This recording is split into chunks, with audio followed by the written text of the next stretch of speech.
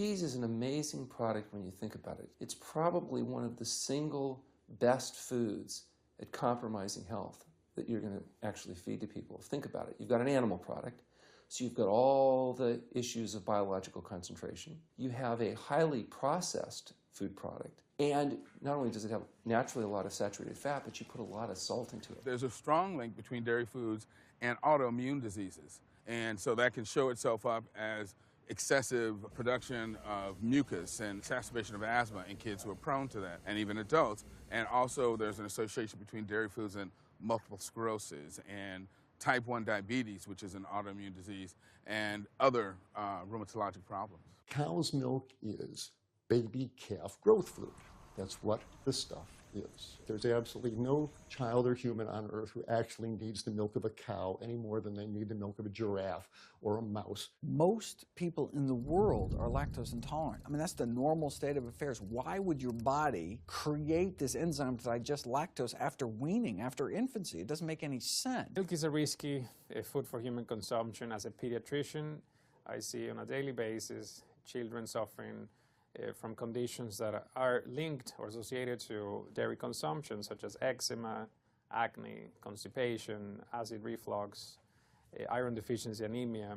Cow's milk protein is the most allergenic food. People say, well, no, I want hormone-free, not injected with bovine growth hormone.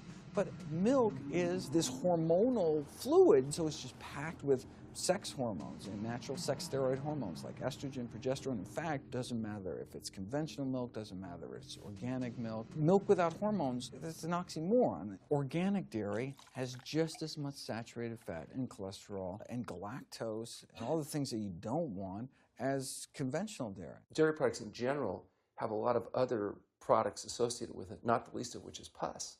I mean, they actually have laws limiting how much pus you can actually have in a milk and still sell it. I believe it's like 750,000 pus cells per cc. Because, I mean, you wouldn't want too much pus, and it would be like pure pus. People might object. In fact, you could think of cheese as kind of coagulated cow pus. Researchers have studied bone development in kids and whether they get stress fractures and that kind of thing. And the kids who drink the most milk have zero protection. Milk does not build strong bones. Harvard researchers have looked at a large group of older women. Over an 18-year period, the milk drinkers had zero protection from fractures. So this old notion that somehow milk is going to build strong bones or protect your bones later in life, it's a myth. People that drink milk have higher rates of hip fractures, have more cancer, and live shorter lives. It turns out that countries with the highest dairy consumption also have the highest rates of osteoporosis. So clearly, drinking more milk doesn't protect your bones. Just like many of us, I thought that the majority of cancer was due to genes, but only 5 to 10% of cancer is actually genetic.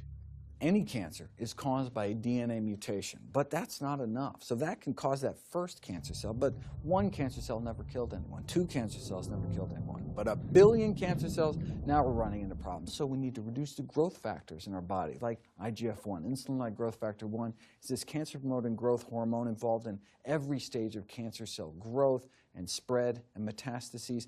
Any animal protein boosts the level of IGF-1. Dairy products increases your risk for various forms of cancer, especially those related to your hormones. So breast cancer, prostate cancer, ovarian cancer. So this is not a product, even in its most pure state, you want to be consuming because it does come with risk. I found out that dairy can increase a man's chance of getting prostate cancer by 34%. And for women who've had breast cancer, just 1 serving of whole dairy a day can increase their chance of dying from the disease 49%, and dying from anything 64%.